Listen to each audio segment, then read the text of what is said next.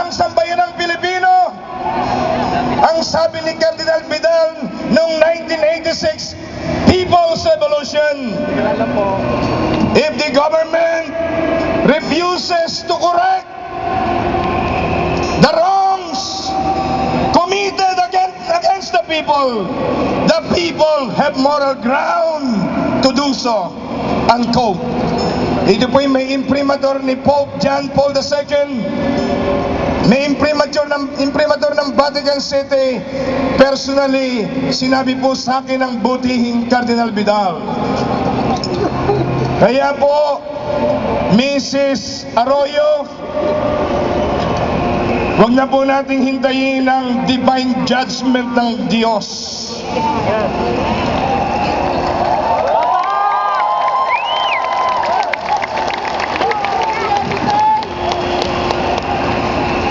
Sumunod na po tayo sa kalooban ng Diyos. Sumunod tayo sa kalooban ng sambayanang Pilipino. Sinabi ng Diyos sa Proverbs 29 verse 2, when the righteous are in authority, the people rejoice. When the wicked rule, the people mourn. At ang isa ho, yung Proverbs 29 verse 1, nakakalimang minuto na ba ako? When a man or a woman remains stiff-necked,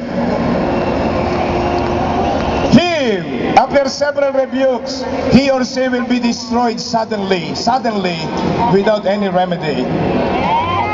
Yun ang pangalawang letter appeal sana sa AFP. They are mandated by the Constitution to be protector, not of one family, but of the Filipino people.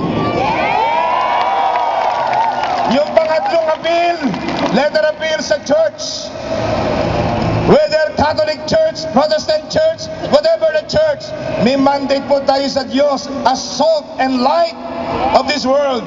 Kapag ang alat ng asin at ang liwanag ay tinago natin, binabayaan natin ang dilim na lumukob sa ating lipunan, mananagot tayong lahat sa Diyos.